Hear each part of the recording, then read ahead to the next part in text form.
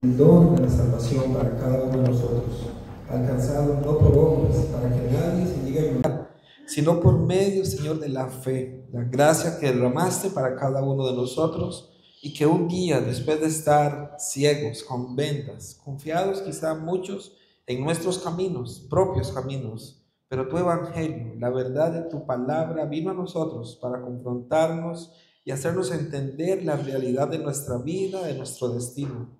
Y esa palabra de poder, ese evangelio glorioso, es el que hizo, Señor, que pudiéramos comprender esa realidad y al mismo tiempo poder ver por medio de la fe ese camino de redención que tú planeaste para cada uno de nosotros, y que hoy estemos reunidos en tu nombre con la certeza, con la seguridad de nuestra salvación, Señor. No dudamos de lo que espera para cada uno de nosotros y anhelamos ese momento en que estemos por una eternidad contigo, Dios. Ayúdanos para que podamos siempre, Señor, ser fieles a tu palabra, fieles al servicio, fieles, Señor, en todo lo que tú esperas de cada uno de nosotros como tus hijos.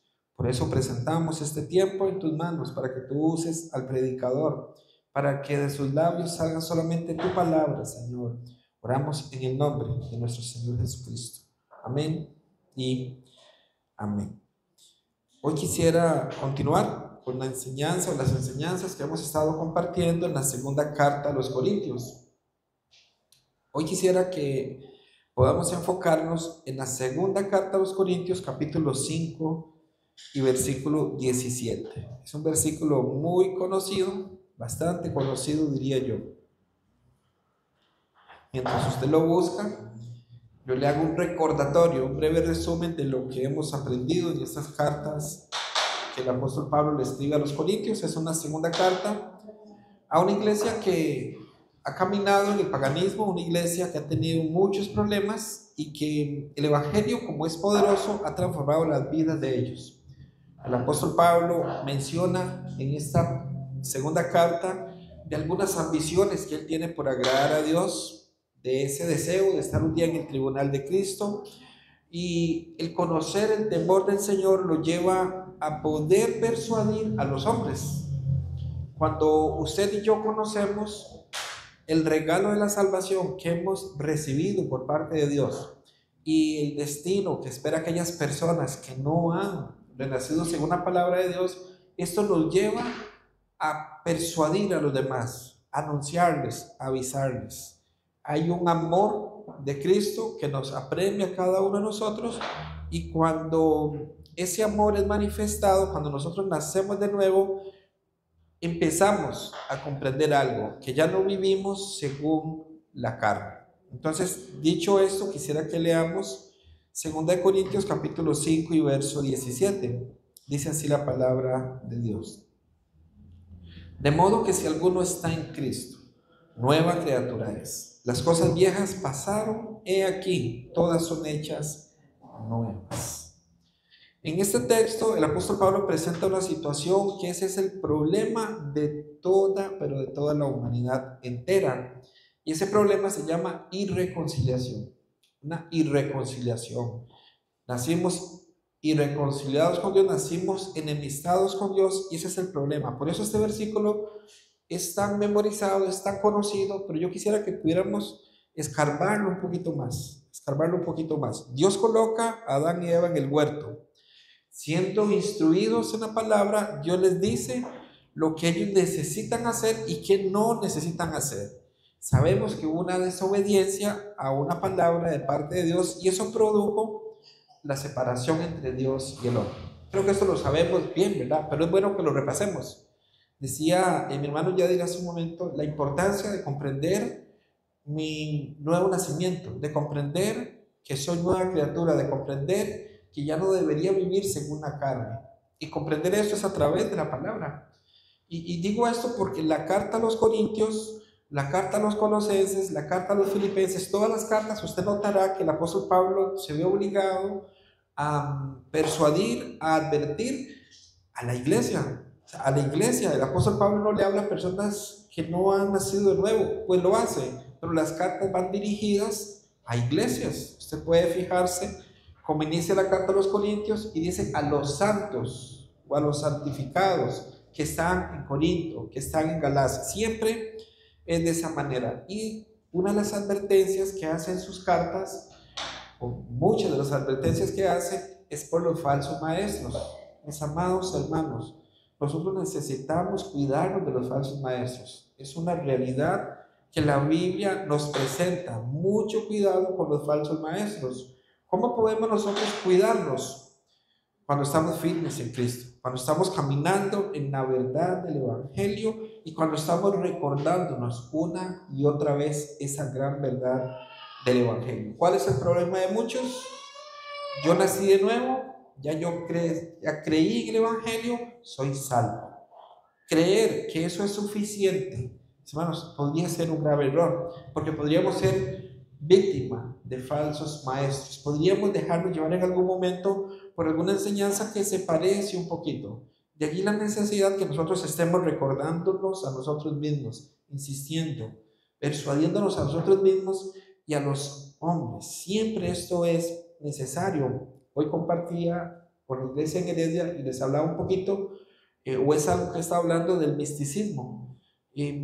Son palabras, ¿verdad? Son nombres, doctrinas inventados por hombres que suenan muy bonito y que pareciera que tienen mucho de espiritualidad, pero que al final son vacías, son doctrinas vacías. Pero son ese tipo de doctrinas las que Satanás utiliza para engañar a las personas, para hacerlos creer que esa es la manera correcta en que deben vivir la vida cristiana. Y en el momento en que nosotros nos separamos de la verdad, como dije anteriormente, podríamos ser víctimas, blanco fácil de Satanás. Entonces, se entiende muy bien que Adán y Eva en el huerto del Edén son separados de Dios. Sus espíritus son separados de Dios y de allí viene la irreconciliación. Que según el texto de hoy, hay un cambio, hay un nuevo cambio. Yo quisiera que usted pueda leer conmigo, buscar conmigo Isaías capítulo 59 y versículo 2. 59, 2 de Isaías, por favor.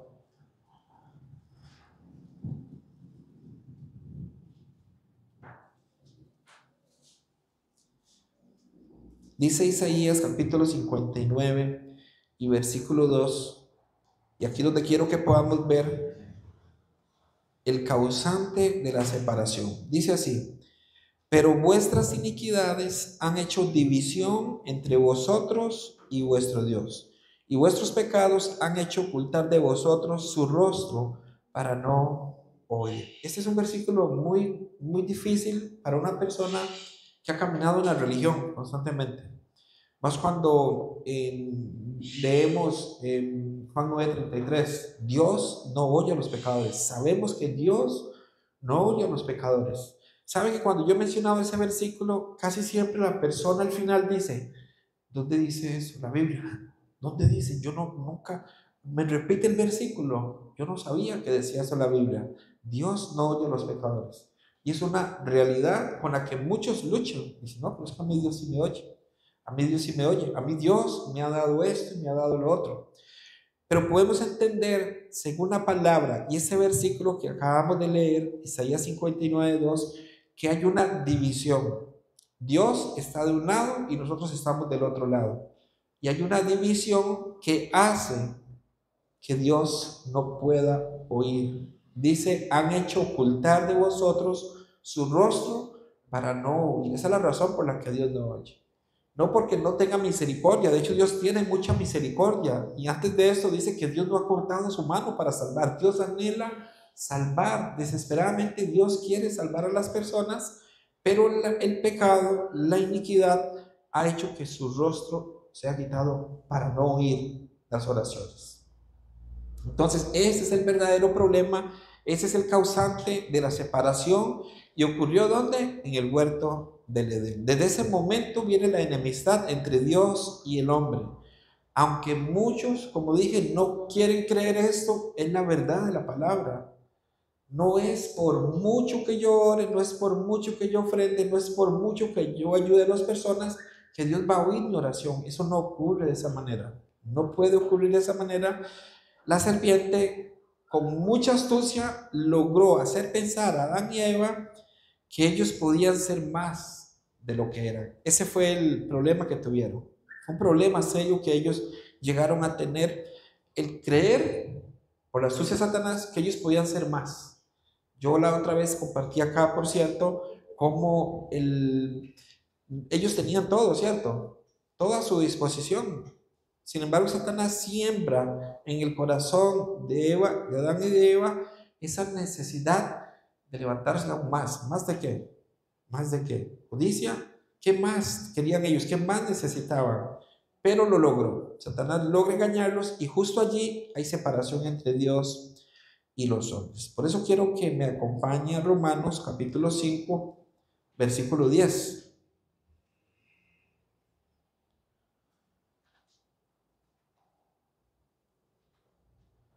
Romanos capítulo 5, versículo 10.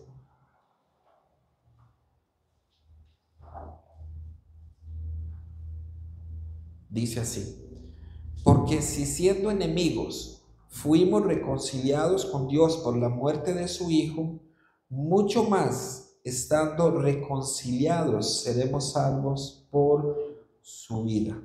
No solamente éramos enemigos, sino que estando enemistados no buscábamos la reconciliación. ¿Cómo sabemos esto? ¿Cómo podríamos estar seguros de esto nosotros? Ahí en Romanos, dije capítulo 5, 2 capítulos antes, el capítulo 3 de Romanos y verso 10 nos ayuda a entender esto. Romanos 3 y verso 10. Note cómo dice la escritura. Romanos capítulo 3, versículo 10 y hasta el 12 dice de esta manera: como está escrito, no hay justo ni aun uno. No hay quien entienda, no hay quien busque a Dios. Todos se desviaron, a unas se hicieron inútiles. No hay quien haga lo bueno, no hay ni siquiera uno. Esta es la verdad de la Biblia. Pastor, pero es que yo siempre quise buscar de Dios en algún momento, aunque lo hacía de forma equivocada. Pero hay un problema. O la Biblia no dice la verdad, o nosotros estamos confundidos. ¿Cómo podemos explicar que no hay justo ni a uno? Porque nacimos enemistados con Dios. Al nacer enemistados con Dios, ni siquiera conocíamos a Dios. Una forma de ilustrar esto, perdón si ya lo utilicé el ejemplo, pero creo que es bueno a veces las ilustraciones para ayudarnos a comprender. Una persona que nace sin vista, pero una persona que no puede ver, que nace así, preste la atención si conoce a alguno. Y cuando usted llama a esa persona, supongamos que se llame Carlos. Esa persona que no tiene vista, usted llama a Carlos y usted puede estar a la par y Carlos responderá: sí señor, sí señora. Pero si es una persona que tuvo vista en algún momento y producto de una enfermedad, de un accidente, la perdió, cuando usted llama a esta persona y usted le dice su nombre, esta persona vuelve a ver, aunque no ve. ¿Por qué hacen esto? La persona que nació sin vista nunca ha visto, nunca. Por eso no sabe lo que es girar la cabeza para ubicar a la persona, porque al no tener desarrollado nunca la vista, el sentido de la vista, no sabe que es necesario voltear a ver. Pero quienes vemos, sabemos que cuando nos llaman, volteamos a ver. Es interesante esto. La que nunca tuvo vista, no vuelve a ver. El que nace sin Dios, no busca a Dios. Por eso dice, no, como está escrito, no hay justo, ni aun uno. Nosotros nacimos sin Dios. Así nacimos nosotros. Aunque dijeran, qué angelito más hermoso, es un ángel más el que viene ahorita. Ese angelito que nosotros vemos de meses, luego tiene un añito, 2 añitos, ya algunos a los 4 años le salen cachitos, ¿verdad? Entonces ya no es tan angelito. Dicen, no era tan angelito. Y entonces aquí es donde empiezan los inventos del hombre. No, es que dejó de ser angelito a partir de tal edad. Mis hermanos, según la Biblia, todo ser humano nace destituido de la gloria de Dios. Todo ser humano nace sin ser justo. Toda persona nace sin entender a Dios. Por eso dice, no hay quien busque a Dios. ¿Qué es lo que buscábamos entonces nosotros cuando íbamos a algún lugar? ¿Qué es lo que me hacía ir? Generalmente era alguna situación conflictiva, pero no tenía que ver con el pecado.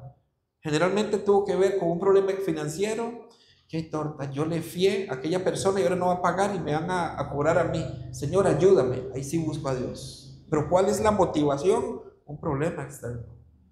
Es que me detectaron esta enfermedad, voy a ir a la iglesia. ¿Por qué? Para ver si me ayuda. ¿Cuál es la motivación? La sanidad.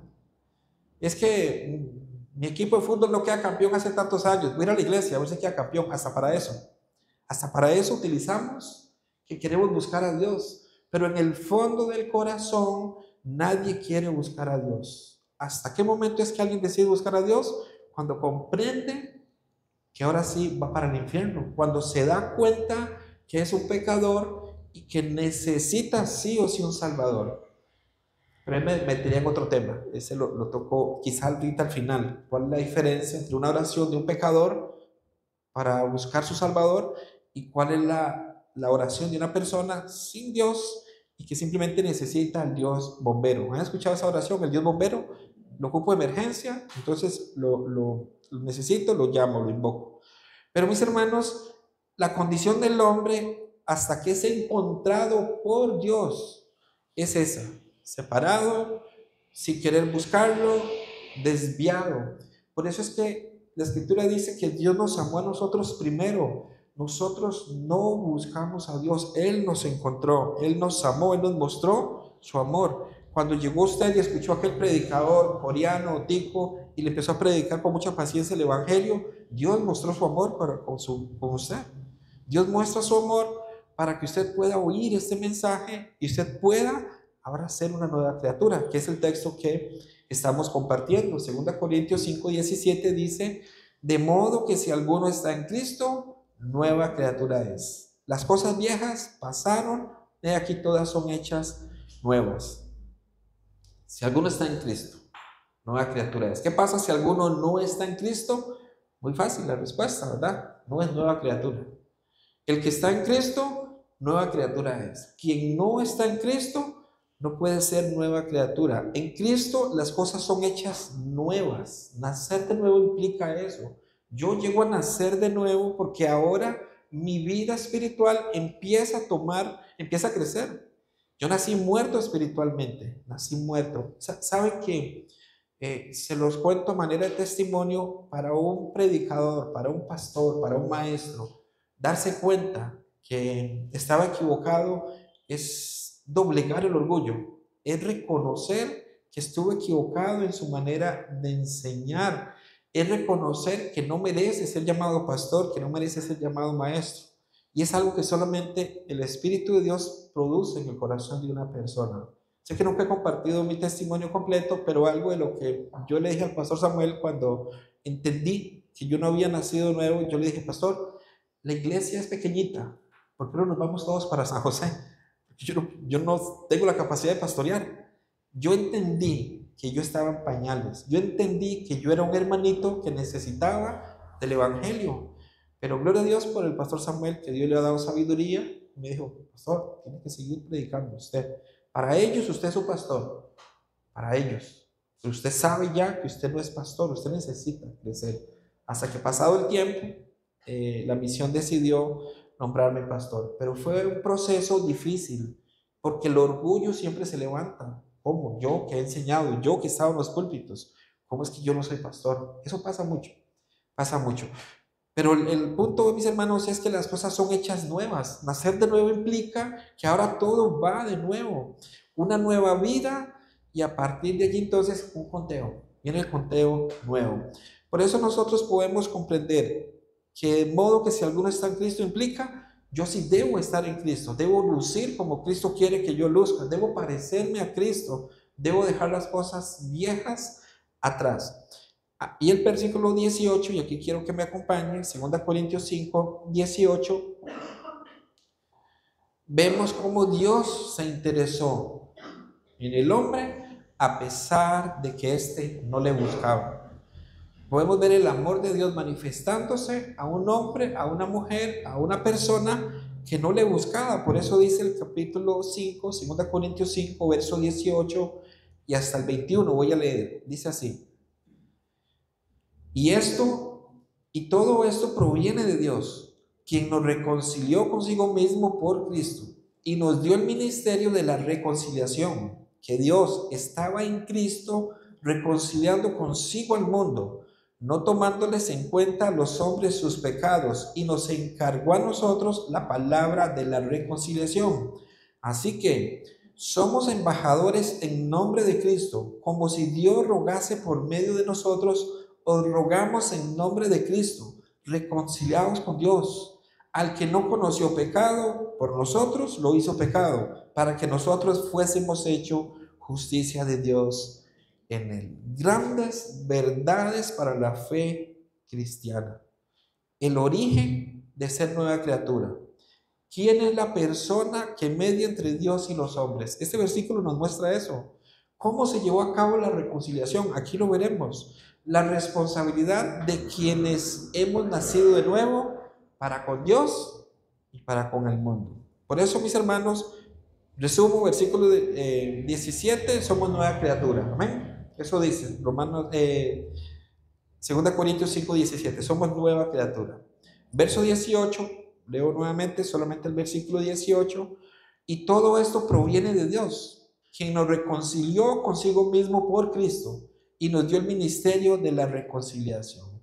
En otras palabras, la reconciliación fue algo que Dios originó, no el hombre. ¿Lo leyeron conmigo? Todo esto proviene ¿de quién? De Dios. Él reconcilia a las personas. ¿Qué es la palabra reconciliar? Es de una palabra griega, catalasio, que significa poner fin a una enemistad. Eso significa catalasio o irreconciliación. Es terminar o poner fin a una enemistad. En otras palabras, Dios decidió poner fin a esa enemistad que había. Dios mismo lo hizo. Por eso, mis hermanos, cuando usted lee en las cartas del apóstol Pablo, aparece siempre el mayor buscando la reconciliación con el menor. Siempre. El mayor busca al menor para la reconciliación. Veamos un texto que nos ayuda a reforzar esto que estoy diciendo. En Efesios capítulo 2. Efesios 2, capítulo 2, versículo 4 y 5.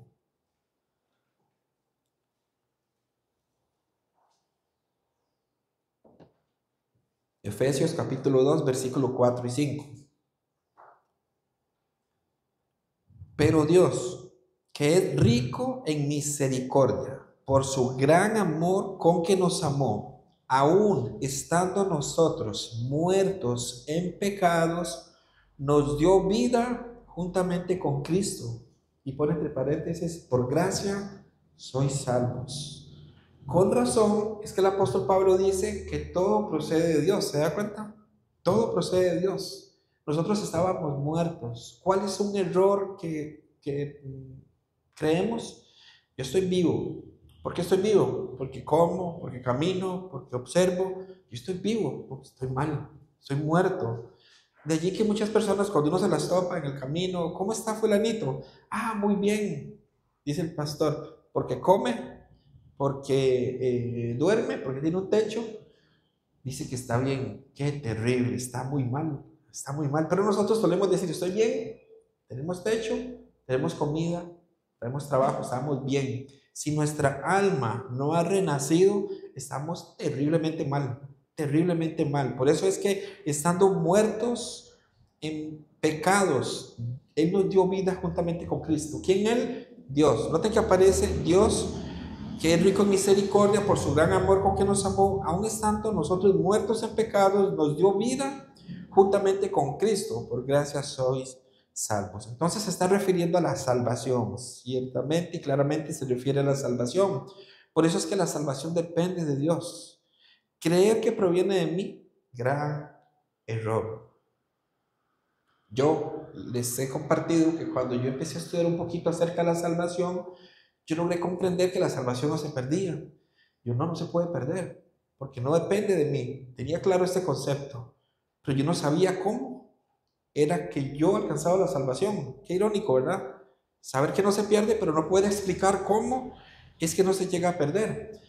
Bueno, es parte de las enseñanzas de la levadura vieja con la que muchos hemos estado rociándonos en algún momento, y Dios quiere que nos despojemos de esa levadura. Allí mismo en Efesios capítulo 2 y versículo 8 y 9.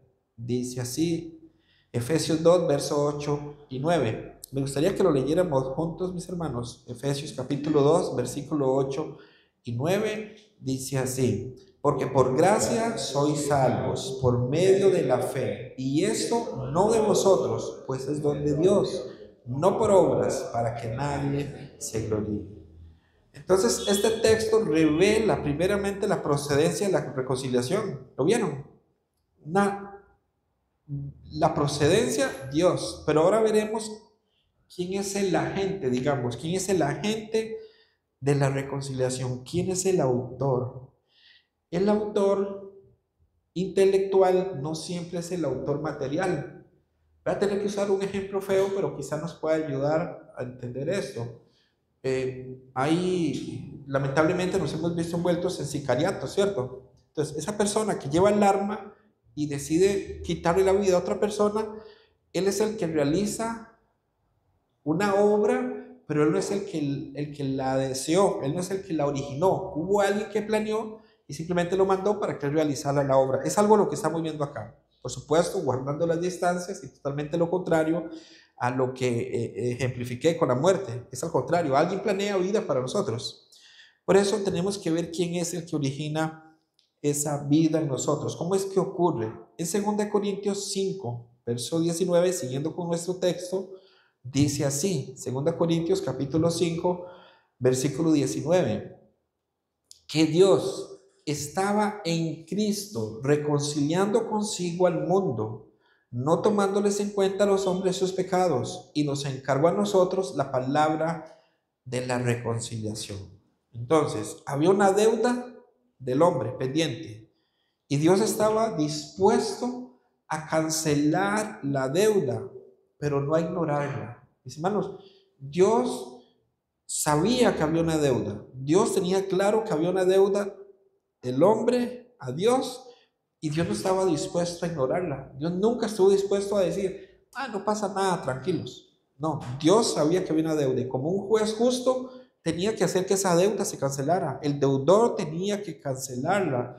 Por eso, si hay una deuda y la tengo que cancelar, alguien debe hacerlo, ¿cierto? O sea, alguien debe cancelar esa deuda con la que está atravesada allí. El problema es que el hombre no podía pagarla. David, con su buen corazón, él pudo desear y decir, oh Dios, aquí me presento para cancelar la deuda del mundo. ¿Cuál sería el problema de David? Era pecador. Había nacido en pecado. Aunque ya renace su espíritu, nació con pecado. Entonces no podía ser presentado como sí podía ser presentado Cristo. Entonces, mis hermanos, hay una conversación en la eternidad pasada. Dios, el Hijo, Dios el Padre, Dios el Hijo, Dios el Espíritu Santo, tienen una conversación y deciden que el Hijo va a encarnarse, va a hacerse hombre para poder cancelar esa deuda. Por eso es que dice, o por eso es que entendemos que la deuda se tenía con Dios. Estaba en Cristo, dice el texto, estaba en Cristo reconciliando al mundo consigo mismo. Dios estaba en Cristo. ¿Por qué? Porque Cristo era Dios hecho hombre, pero también los deseos y pensamientos eran los de Dios. ¿Sí se entiende esto? Cuando hablamos de Trinidad, ¿verdad? Entendemos que son funciones, son las funciones del Padre, ¿verdad? Como el planeador o planificador. El Padre planifica, Él organiza todo. El Hijo, ¿qué hace el Hijo? Ejecuta lo que el Padre planea. Y finalmente el Espíritu Santo, ¿qué hace? Testigo de lo que hizo el Padre, de lo que hizo el Hijo. Entonces, esas es como las funciones para poder comprender bien el tema de la Trinidad. El Padre planea, el Hijo ejecuta y el Espíritu Santo es el que llega a testiguar. Por eso, mis hermanos, aquí es necesario que nosotros recordemos que estábamos muertos, y es necesario que eso lo recordemos porque podríamos sentirnos merecedores de la salvación y nosotros no merecíamos la salvación. Por eso cuando Adán peca, toda la creación entró en rebelión, toda la creación entró en rebelión. No quiero nada con Dios, no quiero conocerlo, no quiero entenderlo. Una rebelión causada por el pecado que se originó en el huerto del Edén. Por eso los grupos de machismo, de feminismo, siempre han existido, o por lo menos han tomado fuerzas. El empleador, el empleado, el perro, el gato, el león, el cordero. Ha habido una rebelión, siempre ha habido esa situación, origen, el pecado. Vean cómo se amplía un poco el tema de la enemistad, de lo que fue la caída del hombre en el Edén. Por eso, mis hermanos, nosotros encontramos en la vida de Job, hemos leído la historia de Job, ¿cierto? Cuando Job está en su época y está pasando las pruebas, Job se pregunta algo. En Job, si usted me acompaña a Job capítulo 9, versículo 2, Job tiene una pregunta. De allí que yo digo, hay que agradecer al Señor con la época que nos ha permitido vivir. Si hubiésemos vivido en el Antiguo Testamento, con agradecimiento. Si vivimos en esta época, con agradecimiento siempre a Dios, porque Él es perfecto y sabe por qué nos coloca a nosotros. Job capítulo 9, versículo 2, noten la pregunta que hace él. Noten la pregunta que surge aquí. Job 9, verso 2 dice, ciertamente yo sé que es así. ¿Y cómo se justificará el hombre con Dios? Hoy nosotros comprendemos cómo se justifica el hombre con Dios, ¿cierto? Mis hermanos, podemos comprender que sin Cristo somos condenados, pero en Cristo somos declarados justos delante de Dios. Hoy usted y yo tenemos ese conocimiento, pero piense por un momento en Job. Job dice, ¿cómo se justifica el hombre? ¿Cómo? ¿Cómo podrá ser esto posible? Y vean lo que dice el capítulo 9, pero el verso 32. Dice Job 9:32, porque no es hombre como yo, para que yo le responda y vengamos juntamente a juicio. Job está entendiendo algo. Yo soy un pecador que necesito de un Salvador, pero ¿cómo puedo hablar con Dios? Es lo que él está diciendo. ¿Cómo puedo hacer yo esto? Y el verso 33 dice, no hay árbitro entre nosotros que ponga su mano sobre ambos. Mis hermanos, Job no conoce el Nuevo Testamento, obviamente, ¿verdad? Nosotros conocemos el Nuevo Testamento y podemos comprender, porque es que Juan dice que tenemos abogado para con el Padre los justos. Eran conocimientos que Job aún no tenía, por lo menos hasta el momento en que está escrito esto. Job no tenía ese conocimiento, por eso finalmente Job dice, de oídas te había oído, mas ahora mis ojos te ven.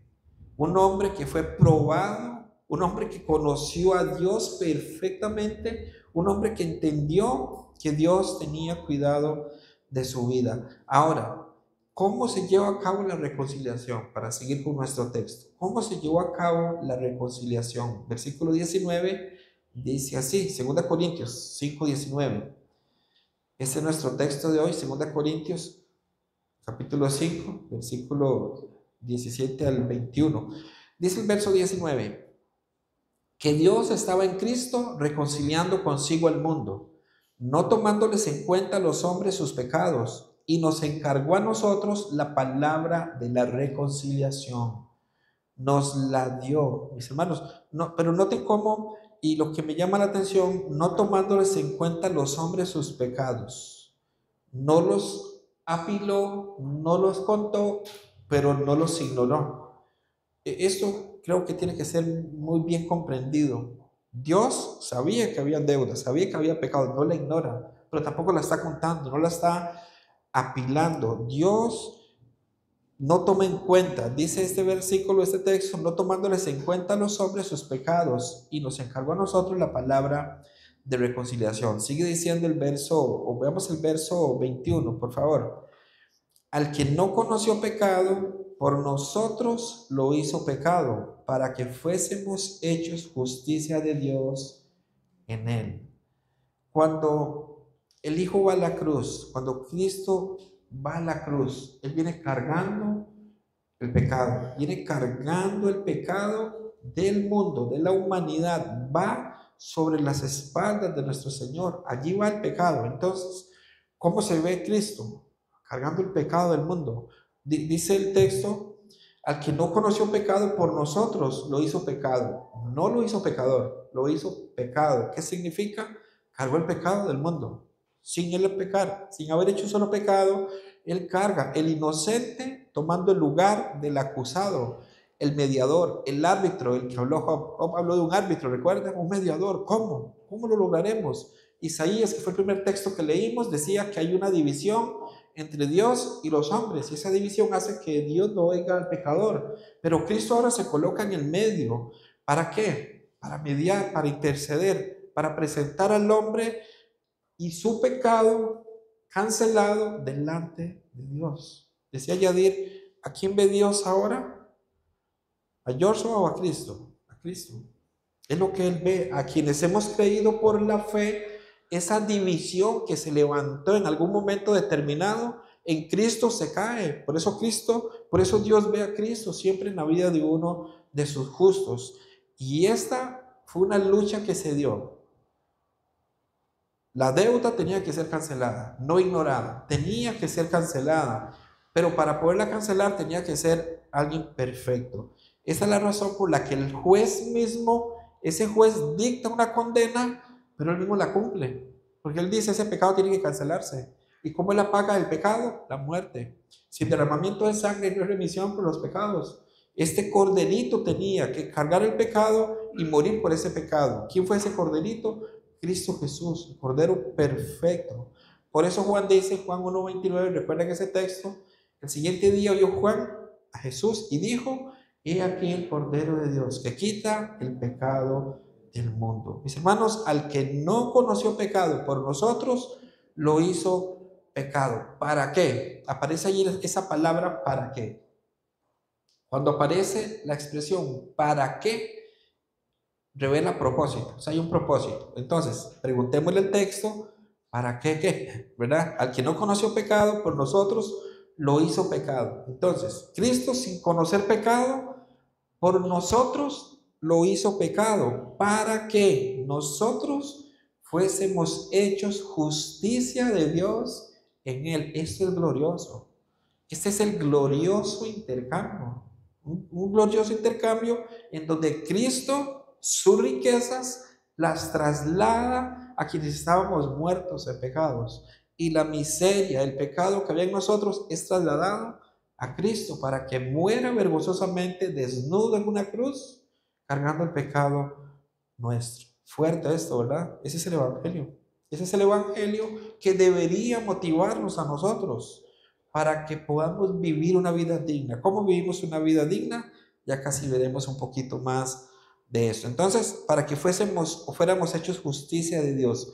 No conoció pecado Cristo, pero por nosotros lo hizo pecado. Por nosotros, para que fuéramos justicia de Dios. Esto implica entonces ser declarado justo. Implica ser declarado justo en Él, santo en Él, inocente en Él. Mis hermanos, el propósito de la cruz es para que seamos declarados justos en Él. Ese fue el propósito de la cruz. Por eso nosotros en nuestra vida cristiana debemos siempre recordarnos el Evangelio. Cuando nos recordamos el Evangelio, vamos a tener corazones agradecidos y vamos a evitar que la soberbia, que el orgullo quiera ponerse en nuestras cabezas y decir, es que yo merezco esto. Mis hermanos, no olvidemos, nosotros no merecíamos nada. Cristo pagó la deuda que nosotros teníamos con Dios en esa cruz. Eso enseña la Biblia. Eso enseña la Biblia. La justificación o la justicia, la santificación se alcanza solo por Dios, solo porque Dios es el que permitió que eso ocurriera por medio de la fe de cada uno de nosotros.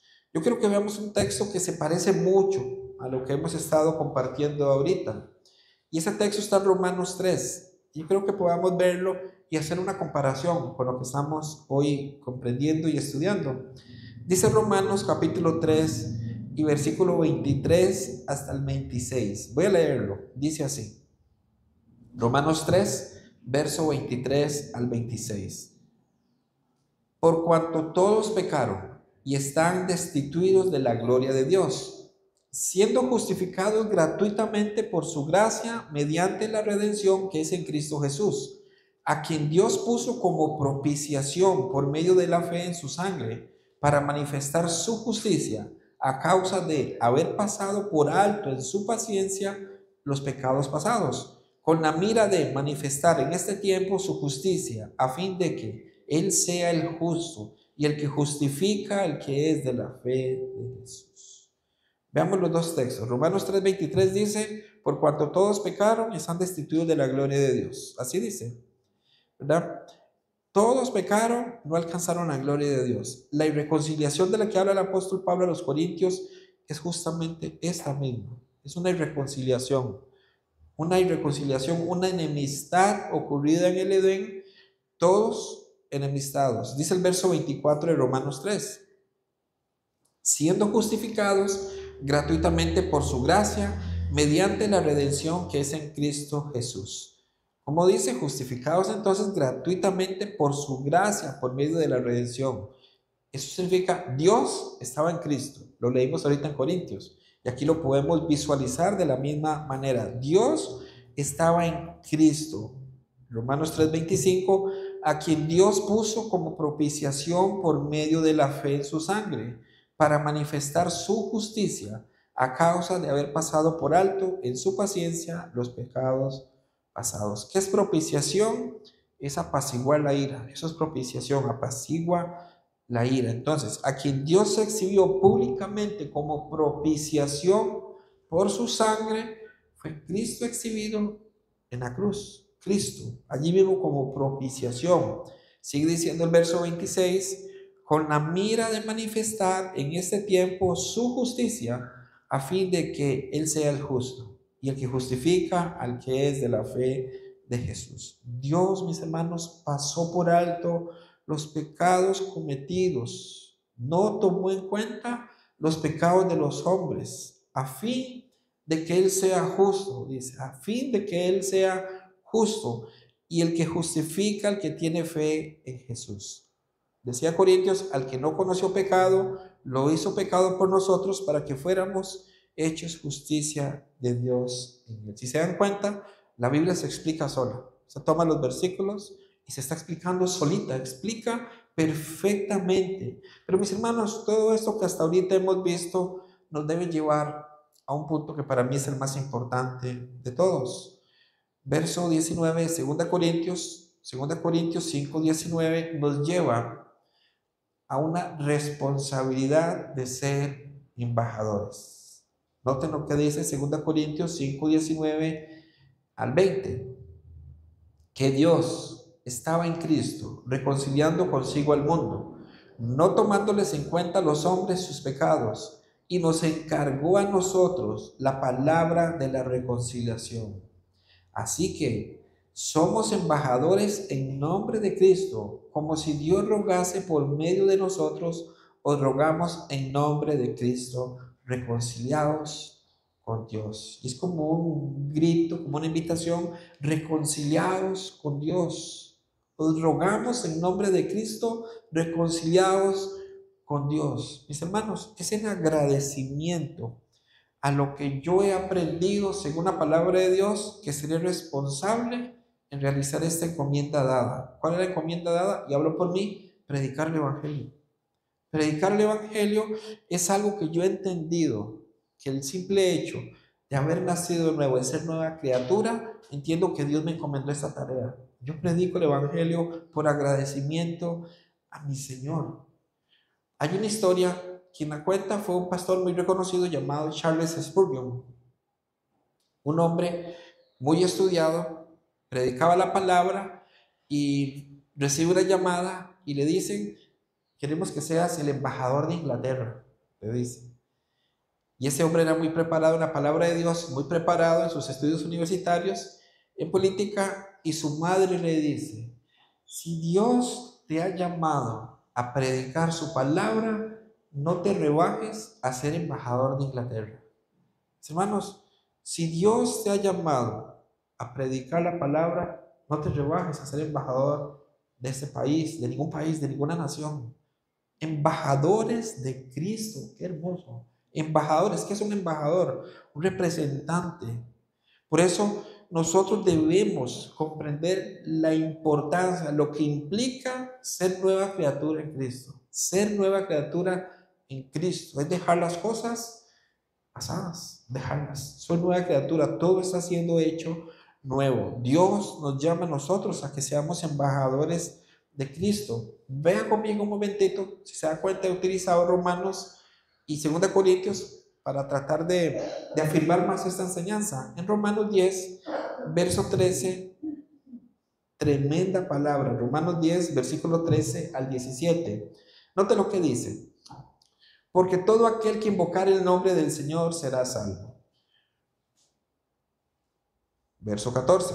¿Cómo pues invocarán a aquel en el cual no han creído? ¿Y cómo creerán en aquel de quien no han oído? ¿Y cómo oirán sin haber quienes prediquen? ¿Y cómo predicarán si no fueren enviados? Como está escrito: cuán hermosos son los pies de los que anuncian la paz, de los que anuncian buenas nuevas. Mas no todos obedecieron al evangelio, pues Isaías dice: Señor, ¿quién ha creído nuestro anuncio? Así que la fe es por el oír, y el oír por la palabra de Dios. Estos son embajadores. ¿Notó cómo inició este versículo que le leí, el 13? Porque todo aquel que invocar el nombre del Señor es salvo. Oración de fe. Entonces muchos toman: pastor, ahí está, la oración de fe es verdadera. Todo aquel que invocar el nombre del Señor será salvo. Pero si seguimos leyendo, y lo hice intencionalmente para que podamos ver el orden que hay. ¿Cómo puede una persona invocar? ¿Cómo puedo decir yo soy salvo por decirle al Señor entra en mi corazón? Bueno, aquí dice: ¿cómo pues invocarán a aquel en el cual no han creído? Me habla de fe. ¿Y cómo creerán en aquel de quien no han oído? Ya me está hablando de alguien que tiene que hablarme un mensaje. ¿Y cómo oirán sin haber quienes prediquen? Ya me está hablando de un predicador. Alguien predica, alguien oye, alguien cree. Ese es el orden.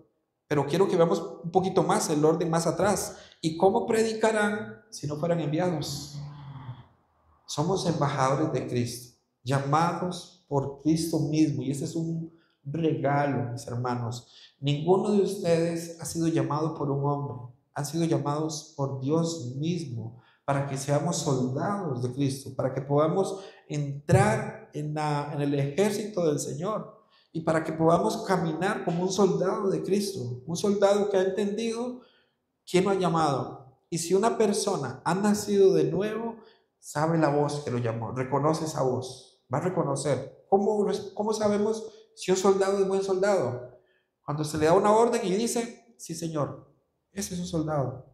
Soldados de Cristo implica: oigo la voz de mi Señor, oigo. ¿Cómo lo hace Dios? Dios envía, Dios hace que prediquen, Dios hace que anuncien el mensaje del Evangelio para que las personas oigan y crean, mis hermanos. Por eso aquí aparece ese grupo de embajadores. Si seguimos con nuestro texto de 2 Corintios 5, ya para ir concluyendo, 2 Corintios 5 y versículo 20, dice de esta manera, 2 Corintios 5, 20. Así que somos embajadores en nombre de Cristo, como si Dios rogase por medio de nosotros. Os rogamos en nombre de Cristo, reconciliados con Dios. Mis hermanos, un embajador es un enviado. Un embajador vive y aprende a vivir en tierra ajena. Usted y yo estamos en tierra ajena. Nosotros estamos en tierra ajena predicando, o deberíamos estar predicando el mensaje. Enviados con un mensaje propio, o de quien lo envía, de quien lo envía. Nosotros somos heraldo. Nosotros anunciamos un mensaje que se nos dio. ¿Sabe que en las épocas de reyes, cuando el rey daba una orden, enviaba a su heraldo, y este hombre tenía que ir anunciando por todas las ciudades las palabras que el rey había dicho? No podía decir más ni menos. El rey ha dicho: hoy hay almuerzo a la 1 de la tarde, carne asada. Entonces él iba anunciando las palabras exactas que el rey dijo. No decía, no inventaba, no decía: el que quiera llevar chimichurri lleve. No, él llevaba el mensaje tal y como el rey se lo había enviado. Por eso, cuando somos embajadores, necesitamos entender: no es mi mensaje, es el mensaje de Dios, es la palabra que Dios me dijo que yo anuncie. ¿Cuál es el mensaje? Necesitas salvación, necesitas el evangelio verdadero, necesitas ser nueva criatura, necesitas comprender cómo el pecado te lleva a la condenación eterna. Por eso nosotros sabemos cuál es el mensaje, sabemos quién es el que nos envió, lo sabemos, ¿cierto? ¿Quién nos envió a nosotros? ¿Quién nos da la capacidad para que anunciemos esto? Dios mismo. Un embajador también tiene que aprender algo, y es a rendir cuentas de su función. Eso es un embajador. Rinde cuentas. Está en tierra ajena, pero tiene que darle cuentas a su jefe. Tiene que darle cuentas a quien lo ha enviado. Por eso, mis hermanos, nosotros podemos ver los profetas, los apóstoles, en el Antiguo Testamento, en el Nuevo Testamento, su función fue llamar al pueblo a la reconciliación. Note, a Jeremías, ¿cuál es su llamado? ¿Cuál es el llamado de Isaías? ¿Cuál es el llamado de Oseas? Cada uno de los profetas, el anuncio era: reconcíliese con Dios. O sea, Dios nos llama a que nosotros nos arrepintamos de nuestros pecados. Un mensaje de reconciliación. ¿Cuál fue el mensaje de los apóstoles? Reconciliados con Dios. Siempre fue el mensaje.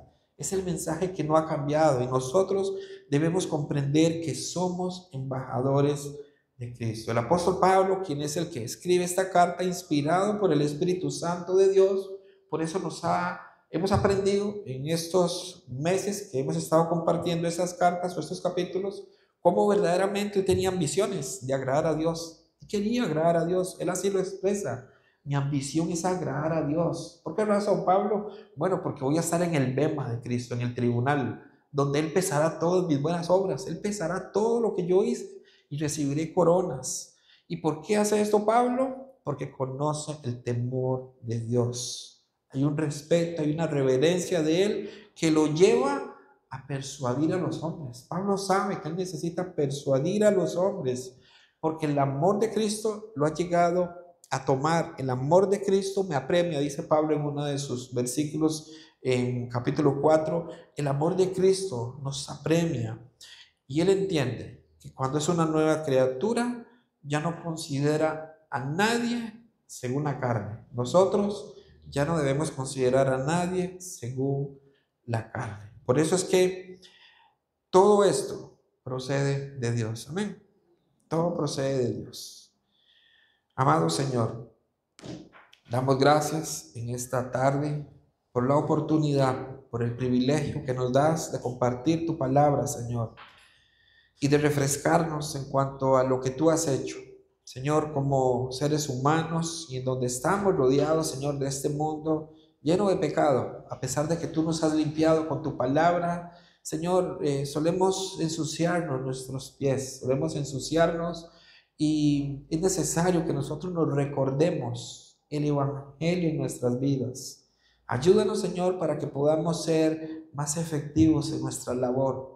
Ayúdanos, Señor, para que tengamos mayor valentía, para que podamos, Señor, comprender que hemos sido enviados. No predicamos un mensaje propio, un mensaje del pastor. Señor, anunciamos el mensaje que tú encomendaste a los profetas, a los apóstoles, con la importancia, Señor, que lo amerita, con el deseo, Señor, con la pasión en tu corazón de que las personas puedan escuchar, como rogando, Señor, dice este texto, como que si tú rogases a las personas por medio de nosotros.